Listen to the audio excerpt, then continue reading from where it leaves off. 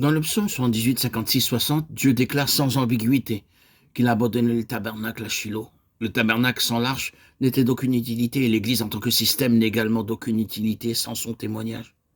Plus tard, Dieu a prophétisé à travers Jérémie qu'il délaisserait le temple comme il a délaissé le tabernacle. Jérémie 7, 12, 14. Il déclarait pour ainsi dire, ce que j'ai fait à l'égard de Shiloh, c'est aussi ce que je ferai à Jérusalem, si vous agissez de la même manière. Allez à Shiloh et voyez si je ne l'ai pas abandonné. Il est tout à fait clair, d'après les Écritures, que Shiloh, pendant de nombreuses années, a été un avertissement pour tous ceux qui avaient un cœur partagé. Jérémie 26, 6. Dans Shiloh, la sacrificature s'exerçait toujours et les offrandes continuaient d'être placées sur l'autel.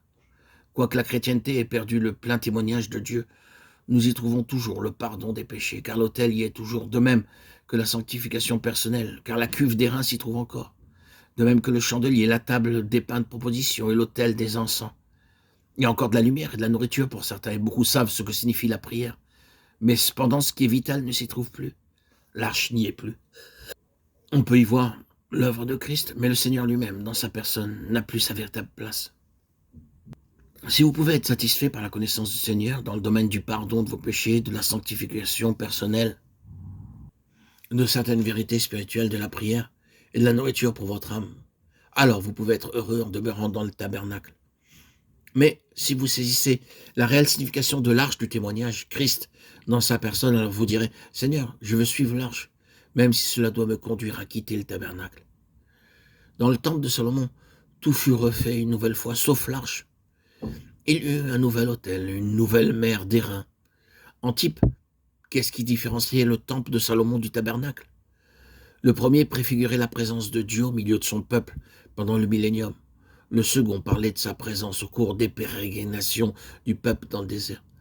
Dans le désert, le tabernacle était transportable, mais le temple ne l'était pas, car il était à Jérusalem. Tout dans le temple de Salomon était plus grand que dans le tabernacle. L'autel, la mer d'airain, tout était plus important dans ses dimensions. Cependant, l'arche demeurait toujours la même. Pendant le millénium, nous aurons une plus grande appréciation de la plénitude de l'esprit. Mais les témoignages de Dieu concernant son Fils est éternellement le même. Il ne pourra pas être redimensionné. Notre appréciation de l'œuvre de Christ peut grandir, mais l'essence même du témoignage de Dieu dans son Fils ne saurait être plus grande. Dieu regarde maintenant vers le royaume de 1000 ans, là où l'arche aura la place centrale dans le temple. Mais pour nous se pose cette question. Que faisons-nous de l'arche aujourd'hui? David avait découvert la valeur de l'arche, c'est pourquoi il la fit sortir de la maison d'Obed-Édom pour la placer dans la tente qui était à Jérusalem, la cité de David.